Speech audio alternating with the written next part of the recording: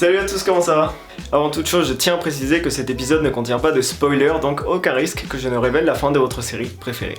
L'autre jour, j'ai regardé The Office, ce sitcom bien connu pour parodier la vie en entreprise, et c'est là que j'ai eu la révélation.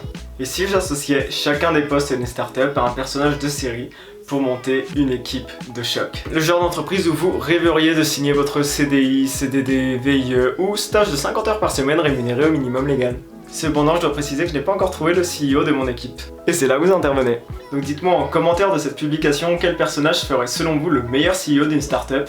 Je garderai la réponse la plus convaincante pour la deuxième partie de cette vidéo. Et on commence tout de suite avec le Growth Hacker. Cet employé polyvalent a un des rôles clés de la startup, générer de la croissance grâce à des moyens innovants. Il doit savoir être astucieux, observateur et maîtriser de nombreux outils comme ceux qui permettent par exemple d'automatiser certaines tâches. En fait, le Growth Hacker, c'est un peu MacGyver qui, avec une bouteille d'eau, un clou rouillé et un élastique, peut générer jusqu'à 10 000 nouveaux clients en une seule semaine. Un exemple célèbre de Growth Hacking, c'est celui de Airbnb. Les fondateurs avaient mis au point un programme qui envoyait automatiquement un message aux propriétaires qui mettaient leur appartement en location sur Craigslist, l'équivalent du Bon Coin aux États-Unis, en leur proposant de le mettre en location sur Airbnb. C'est comme ça que la plateforme a considérablement augmenté ses parts de marché au début de son activité. Parlons à présent du directeur des opérations, abrégé COO en anglais.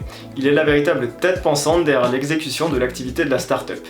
Il doit savoir utiliser efficacement les ressources humaines et techniques dont il dispose pour assurer la performance des équipes opérationnelles. Il est comme une clé de voûte qui coordonne l'activité sur le terrain et fait le lien entre celle-ci et les fonctions stratégiques de la startup. Et qui mieux qu'elle professeur de la Casa de Papel pour incarner le directeur des opérations. Sa capacité à penser des plans et à les faire exécuter par Rio, Tokyo et toute la clique est une qualité digne des CEO des plus grandes licornes. Passons au business developer. C'est un intitulé de poste derrière lequel se cache une fonction commerciale. Il est en charge de trouver de nouveaux partenaires et clients pour augmenter le volume d'activité de la startup. Par exemple, un business developer chez Deliveroo est en charge de trouver de nouveaux restaurants partant pour collaborer avec le service de livraison. Le business developer doit avoir une véritable aisance relationnelle, savoir se montrer convaincant et savoir pitcher son projet de manière séduisante. En fait, c'est un peu le fils spirituel de Barney Stinson dans How I Met Your Mother. Un business developer performant est capable de trouver autant de partenaires commerciaux que Barney trouve de partenaires féminins. Bien sûr, dans une startup, on privilégiera des relations professionnelles et à long terme. Ça va de soi. Et qu'en est-il du directeur financier, abrégé CFO en anglais? Alors je vous vois venir, non, je ne comparerai pas le CFO à Picsou ou à Captain Krabs. Le CFO doit faire preuve de qualité analytique, d'une vision stratégique et jouer un rôle clé dans le développement de la startup. Il est également l'un des proches conseillers du CEO.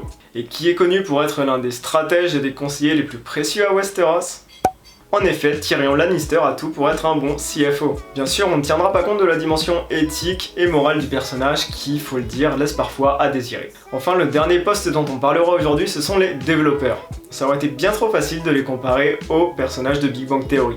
Car non, tous les développeurs ne sont pas des nerds trentenaires arborant des t-shirts de super-héros. Le développeur idéal aurait le savoir-faire d'Elliot Alderson dans Mr. Robot, mais ferait attention à ne pas reproduire son attitude qui, comment dire, pourrait s'avérer un peu dangereuse pour l'entreprise. Voilà, j'ai donc enfin réussi à recruter ma Dream Team. Avec eux, je pense qu'on est capable du meilleur, comme du pire. Cependant, il nous manque encore un CEO, l'âme de notre startup. Donc je compte sur vous pour me dire en commentaire quel personnage remplirait au mieux cette mission. N'hésitez pas à vous abonner à la chaîne en cliquant juste ici et à jeter un coup d'œil au compte Instagram Tectonic Officiel. Il y a plein de contenus inédits, des anecdotes tech, des secrets de startup. Bref, tout pour briller en société ou en entretien pour un stage en contrôle de gestion. Soyez créatifs et en attendant de lire vos réponses, je vous dis à très bientôt!